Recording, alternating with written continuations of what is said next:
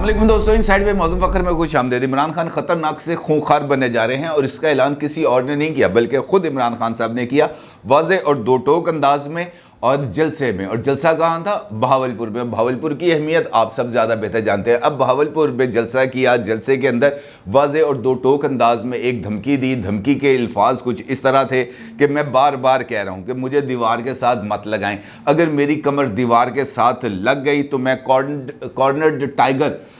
यानी खूंखार शेर या हमले के लिए तैयार शेर बन जाऊंगा। अब इसका क्या मतलब है? इमरान खान साहब ने ये धमकी दी है तो क्यों दी है? इस धमकी के लिए उन्होंने बहावलपुर का मुकाम का इंतखाब क्यों किया? फिर सवाल ये भी पैदा होता है कि इमरान खान साहब को आखिरकार कौन है जो दीवार के साथ लगा रहा है? वो कौन से ऐसे इकदाम हैं जिन्हें इमरान खान साहब अपनी और अपनी जमात के लिए दीवार से लगाने के लिए ताबीर करते हैं या उसको अपने लिए ख़तरनाक समझते हैं? और फिर खूंखार शेर या हमले के लिए तैयार शेर से उनकी मुराद क्या है? बड़ी एक कंफ्यूज्ड सी सिचुएशन है। अगरचे इमरान खान साहब ने भावलपुर के अंदर जो उन्होंने खिताब किया उसके अंदर उन्होंने बेशुमार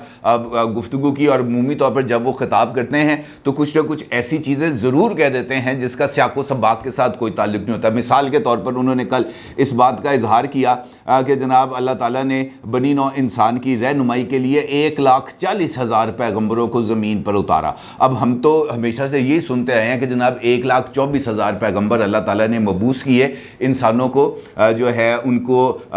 सच्चाई का रास्ता दिखाने के लिए, उन तक हकानियत का पैगाम पहुंचाने के लिए। लेकिन इमरान खान साहब ने 16,000 पैगम्बरों की जो तादाद है उसके अंदर इजाफा किया और उसके ऊपर उन्होंने अभी तक इस बात का इज़हार नहीं किया कि यार मुझसे गलती हो गई, ये 1,40,000 नहीं थे, ये 1,24,000 थे। इसी तरीके से कल के जलसे के अंदर उन्होंने पहला कलमा यानी ला इलाहा इल्लल्लाह मुहम्मद रसूलुल्लाह, वैसे तो वो पूरा कलमा मैंने नहीं सुना आज तक उनसे पढ़ते हुए, वो जब पढ़ते हैं वो ला इलाहा इल्लल्लाह तक ही रहते हैं, इससे आगे नहीं जाते। कल भी उन्होंने ला इलाहा इल्लल्लाह तक अपने आप को महदूद रखा और उसकी एक ऐसी तशरीह फरमा दी जिसका हकीकत के साथ या जो उसके हकीकी माने हैं उनके साथ कोई उसका लेना देना नहीं है। उन्होंने ला इलाहा इल्लल्लाह को जोड़ दिया तारिक बशीर चीमा साहब की तरफ से जो है उनको उनकी हमायत वापस लेने पर, और उन्होंने कहा जनाब ये जो कलमा जिसके दिल में उतरता है वो कभी लोटा नहीं होता। अब ये ऐसी चीज़ें हैं जो इमरान खान साहब के जो करीबी साथी हैं और ख़ास तौर पर मौलाना तारिक जमील साहब, उनको इमरान खान साहब को बताना चाहिए। वैसे तो वो हर एक मौके पर मौलाना तारिक जमील साहब इमरान खान साहब को बेल आउट करने पहुंच जाते हैं, उनको कोई ना कोई रास्ता दिखाते हैं, उनकी हर एक बात मानते हैं, उनके लिए लंबी लंबी दुआएं कराते हैं। लेकिन कम अज़ कम उन्हें को थोड़ी बहुत ऐसी तरबियत ही दे दें। वो तो दावे करते हैं कि जनाब मैंने फ़लाँ बंदे को दीन के रास्ते पर लगा दिया, फ़लाँ बंदे को दीन के रास्ते पर लगा दिया, लेकिन असल दीन तो समझा दें उन्हें खुदा का वास्ता उन्हें को बता दें कि भाई इस किस्म की हरकतें ना करो, इस किस्म की बातें करके आप बहुत सारे लोगों की दिल आज़ारी का सबब बनते हैं। और इस किस्म की ला इल्मी पर मबनी गुफ्तगू करना, ला यानी गुफ्तगू करना आप जो बड़ी थिन लाइन होती है वो क्रॉस करने के मुतरादफ है। और फिर तारिक बशीर चीमा साहब ने क्या किया? तारिक बशीर चीमा साहब पाकिस्तान तहरीक इंसाफ की टिकट पर तो उन्होंने इलेक्शन नहीं लड़ा, वो बल्ले के निशान पर तो उन्होंने इलेक्शन नहीं लड़ा, वो इमरान खान साहब की जमात में कभी शामिल नहीं हुए। और गुस्सा क्या है कि वो मुस्लिम लीग काफ की टिकट पर उन्होंने इलेक्शन लड़ा था, लेकिन जिस वक्त तहरीक अदम एतमाद का टाइम आया तो उन्होंने कहा, और उन्होंने किसी को ढक छुपे अल्फाज में नहीं कहा, उन्होंने खुलेआम इस बात का इजहार किया कि मैं कम अज़ कम इमरान खान को वोट नहीं दूंगा। उन्होंने बड़ी क्लैरिटी के साथ इस बात का इजहार किया और वो अपनी बात पर कायम रहे। उन्होंने इमरान खान के खिलाफ वोट दिया। अब ये खिलाफ वोट देना इमरान खान साहब को पसंद नहीं है और भावलपुर में खड़े होकर उन्होंने लोगों से इस बात का अहद लिया गया आपने तारिक बशीर चीमा जैसे लोटे को अगले इलेक्शन में कामयाब नहीं होने देना। अब ये भी अपने अंदर एक अजीब सी बात है कि इख्तलाफ चाहे सियासी है जो भी है, आप उसको इस हद तक बढ़ा देते हैं कि वो ज़ाती दुश्मनियों तक तब्दील हो जाए। ये बुनियादी तौर पर मेरा ख्याल है कि इमरान खान साहब के लिए सोचने की बात है और उनको उनके करीबी साथियों को आगाह करना चाहिए कि जनाब ये जो आप जिस तरीके से गुफ्तगू करते हैं इसके अंदर थोड़ा सा आपको मियाना रवि का जो है वो اس کو اختیار کرنی چاہیے. جس طریقے سے گجرات کے جلسے میں مونس علیہ صاحب نے عمران خان صاحب کو مشورہ نہیں دیا تھا اور ان سے انہوں نے کہا تھا کہ جناب یہ جو ہم اپنے جو تلخ زبان استعمال کرتے ہیں یہ تلخ زبان ہمیں استعمال نہیں کرنی چاہیے, ہمیں ذرا تھوڑا سا اپنی جو اقدار ہیں ان کی پیروی کرنی چاہیے. پھر اس کے بعد پھر جو مونس علیہ صاحب کا اگر آپ نے یہ والا ٹویٹ دیکھا ہے جو انہوں نے خود اپنی یہ والی جو تقریر کا حصہ اپنے آفیشیل ٹویٹر اکاؤنٹ پر لگایا ہے, ذرا اس کے کامنٹس میں جائیں تو پتہ چلے گا کہ مونس علیہ صاحب کی کس طریقے سے ڈرائی کلیننگ ہوئی ہے, کس طریقے سے ان کے جو یہ خیالات تھے ان کا جواب دیا گیا ہے عمران خان صاحب کے پیروکاروں کی طرف سے. اس کے ساتھ ساتھ ایک اور ویڈیو ہے جو اس وقت سوشل میڈیا پر بہت زیادہ وائرل ہے. یہ بہاولپور میں جب عمران خان صاحب وکلا کنونشن سے خطاب کر رہے تھے اس موقع کی یہ ویڈیو ہے, اور وہاں پر اس ایریے کے پاکستان تحریک انصاف کی ٹکٹ پر کامیاب ہونے والے فاروق اعظم ملک صاحب جو رکن قومی اسمبلی ہیں ان کے ساتھ عمران خان صاحب کے بیٹھنے کی ایک ویڈیو ہے. اب ہوا یہ کہ یقینی طور پر ہر ایک بندے کے اپنے اپنے مسائل ہوتے ہیں, وہ اپنے جو چیئرمین ہیں ان کے پاس بیٹھ کے ان کے ساتھ کوئی گفتگو کر رہے تھے. عمران خان صاحب کو یہ محسوس ہو رہا تھا جیسے ان سے بیڈ سمیل آ رہی ہے ان کے گفتگو کرتے ہوئے منہ سے, اور سانس کا جو بیڈ سمیل ہوتی ہے وہ ان تک فیل ہو رہی تھی. عمران خان صاحب یہ منہ شوں ادھر ادھر انہوں نے کرتا رہے. پھر انہوں نے پیچھے سے والے بندے سے کہا کہ یار اس کو کوئی وہ ٹیشو پیپر دو, یہ سامنے رکھ کے میرے ساتھ بات کرے. پھر وہ جو فاروق اعظم ملک صاحب انہوں نے منہ پر ہاتھ رکھ کر عمران خان صاحب سے بات کرنے کی کوشش کی, لیکن عمران خان صاحب کو نے اتنا زیادہ برا منایا کہ انہوں نے بندے کو بلایا, فاروق اعظم ملک صاحب کو وہاں سے اسٹیج سے اٹھایا اور ان سے کہا کہ ان کو پیچھے لے جاؤ, یہ بدبودار انسان ہے, میں نے اس کے ساتھ بات نہیں کرنی. اب یہ بھی ایک شاہانہ اور بڑا عجیب سا رویہ ہے. ریاست مدینہ بنانے والوں کی طرف سے یہ اس قسم کی باتیں سامنے آ رہی ہیں جو یقینی طور پر قابل مذمت ہی اس کو کہا جا سکتا ہے, اس سے کم لفظ میرے پاس نہیں ہے. دوسرا, عمران خان صاحب نے جو جلسہ کیا کل بہاولپور میں, اور جو ان کا یہ کہنا تھا کہ اگر مجھے دیوار سے لگایا گیا, میری کمر اگر دیوار سے لگ گئی تو پھر میں خونخوار شیر بن جاؤں گا یا حملے کے لیے تیار شیر بن جاؤں گا. اب حملے کے لیے تیار شیر سے ان کی مراد کیا ہے؟ یقینی طور پر ان کی مراد یہ ہے کہ میں اسلام آباد پر چڑھائی کروں گا اور شہباز شریف کو کان سے پکڑ کر وزارت عظمیٰ کی کرسی سے نیچے اتاروں گا اور اس کے بعد ملک کے اندر نئے الیکشنز کا اعلان کریں گے. اس کے علاوہ تو ان کے پاس کوئی اور آپشن نہیں ہے. اور اس کے لیے جو وجوہات جو ہیں انہوں نے وہ نہیں بتائی کہ مجھے دیوار سے کون لگا رہا ہے, مجھے دیوار سے لگانے کی وجوہات کیا ہیں, وہ ایسے کون سے اقدامات ہیں جن کے ذریعے مجھے اس بات کا احساس ہو رہا ہے کہ میں دیوار سے لگ رہا ہوں. اب اگر ہم دیکھیں حالیہ دنوں کے اندر جو کچھ ہوا وہ اب روز روشن کی طرح آیا ہے. عمران خان صاحب نے شہباز گل صاحب کی جو گرفتاری تھی اس کو اپنی جماعت پر اور خود پر ایک حملے کے طور پر لیا, اور انہوں نے اس بات کا جواب دینے سے گریز کیا کہ جناب شہباز گل صاحب نے جو بیپر دیا اے آر وائی کو, جس کے نتیجے میں اے آر وائی بند ہوا اور شہباز گل صاحب پر مقدمہ قائم ہوا, وہ والی بات عمران خان صاحب نے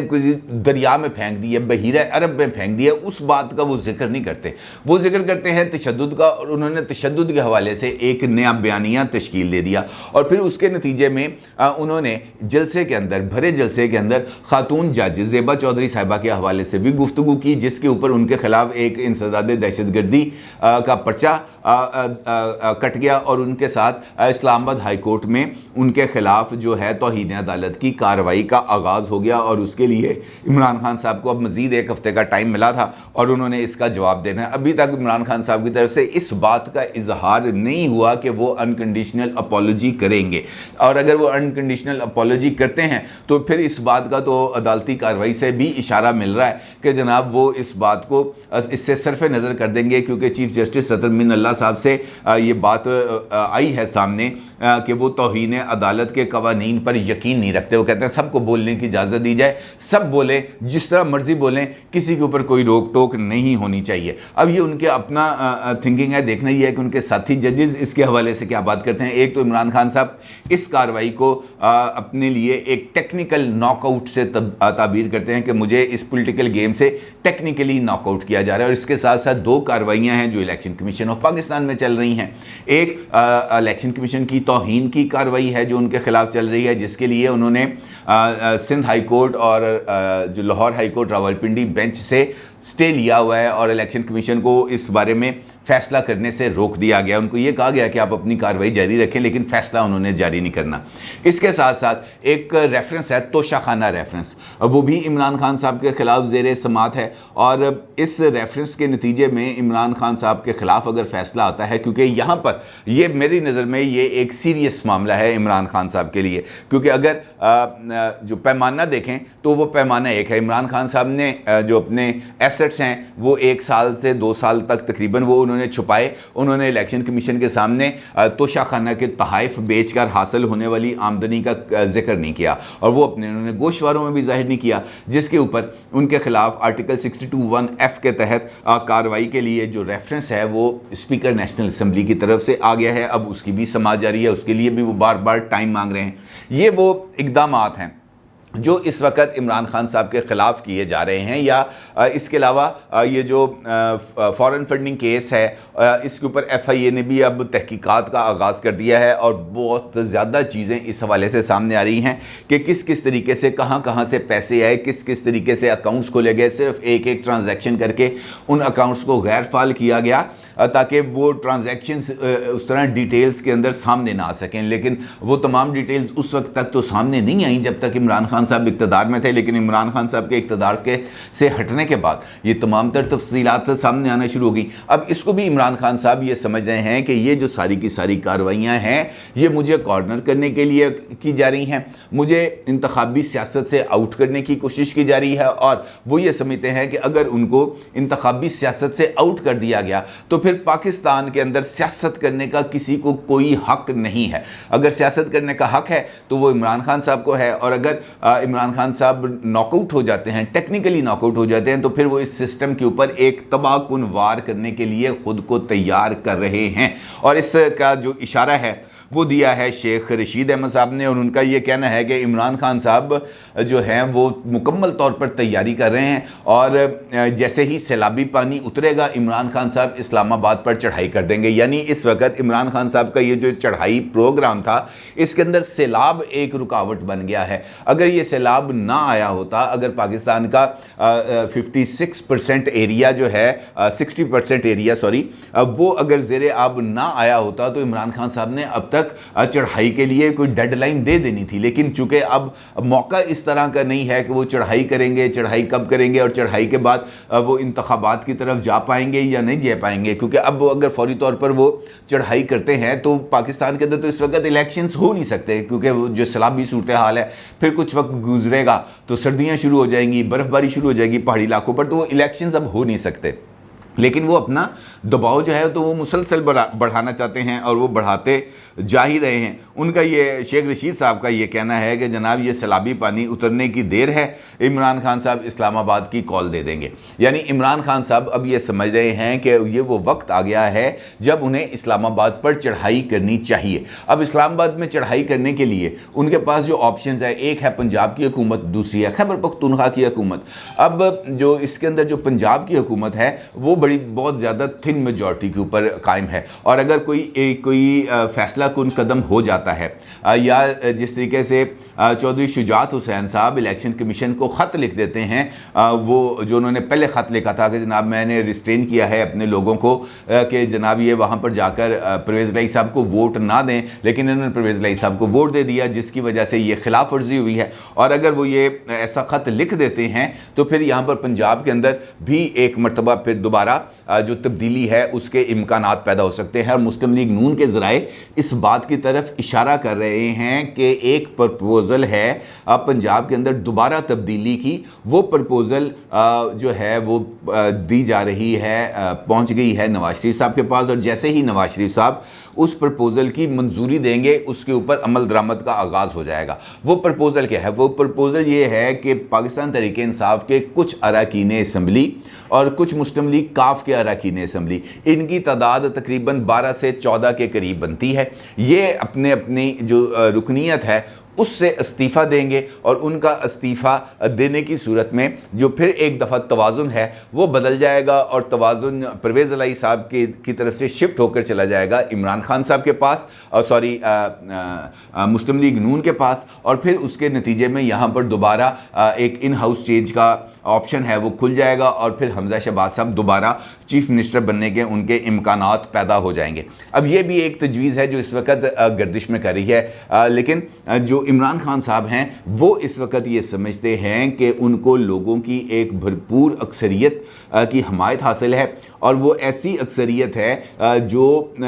جس بھی حالت میں ہوں گے عمران خان صاحب وہ ان کے پیچھے آ کر کھڑے ہو جائیں گے۔ عمران خان دن کہیں گے وہ کہیں گے دن ہے، وہ عمران خان صاحب کہیں گے رات ہے، وہ لوگ کہیں گے رات ہے، وہ کہیں گے اسلام آباد پر چڑھائی کر دو، وہ تمام لوگ سوچے سمجھے بغیر اسلام آباد پر چڑھائی کرنے کے لیے آمادہ ہو جائیں گے اور نکل پڑیں گے۔ اب اتنی بڑی تعداد اگر عمران خان صاحب واقعتاً یہ سمجھتے ہیں کہ ان کے پاس موجود ہے، اور اگر وہ یہ سمجھتے ہیں کہ انتخابات ہمیں فوری طور پر کرانے چاہیے، تو ان کے پاس تو راستہ بہت ہی زیادہ آسان ہے۔ وہ خیبر پختونخوا اور پنجاب کی اسمبلیاں توڑیں اور اس کے بعد انتخابات کا راستہ اوپن ہو جائے گا، لیکن وہ یہ والا راستہ اپنائیں گے نہیں۔ وہ راستہ اپنائیں گے اپنی پولیٹیکل شو آف پاور کا، سیاسی طاقت کے اظہار کا، کیونکہ وہ یہ سمجھتے ہیں کہ جب تک وہ سیاسی طاقت کا مظاہرہ نہیں کریں گے یہ ایک تاثر قائم نہیں ہوگا کہ عمران خان اقتدار میں آ رہا ہے اور وہ اس مرتبہ 2/3 اکثریت لے کے آ رہا ہے۔ لہٰذا اس تاثر کو تقویت دینے کے لیے وہ یہ چاہتے ہیں کہ وہ کان سے پکڑ کر شہباز شریف صاحب کو اقتدار سے باہر نکالیں،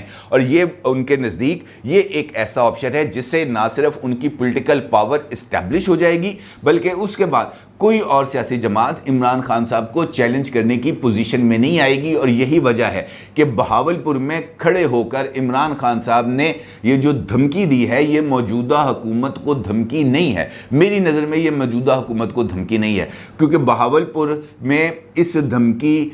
کے لیے جو دھمکی دینے کے لیے بہاولپور کا جو انہوں نے مقام کا انتخاب کیا یہ بھی ایک سوچے سمجھے منصوبے کا حصہ ہے۔ یہ سادہ کام نہیں ہے کہ جناب آپ کسی بھی جلسے میں کھڑے ہو جائیں اور کہہ دیں کہ میں یہ کرنے لگا ہوں۔ مقام کا انتخاب، وقت کا انتخاب، یہ تمام چیزیں بھی بہت ساری جو اشارے ہیں وہ دیتی ہیں۔ عمران خان صاحب کے جلسے بھی رکنے والے نہیں ہیں، کیونکہ آج رات کو انہوں نے اقبال سٹیڈیم جو ہے فیصل آباد کا اس کی انہوں نے ایسی تیسی پھیرنی ہے۔ پہلے انہوں نے ایک اور جگہ پر جلسے کا انہوں نے بندوبست کیا تھا، لیکن انہوں نے کہا نہیں ہوں میں سٹیڈیم ہی کرنا ہے جلسہ، لہٰذا ان کے لیے اقبال سٹیڈیم کو اب تیار کیا جا رہا ہے اور وہاں پر انہوں نے آج جلسہ کرنا ہے جس کی سٹنگ کیپیسٹی ہے تقریباً 15,000 اور کوئی 8-10 ہزار لوگ جو ہیں وہ گراؤنڈ کے اندر بھی اکٹھے ہو سکتے ہیں۔ اب دیکھنا یہ ہے کہ آج کے جلسے کے اندر وہ ایک قدم اور آگے بڑھائیں گے یا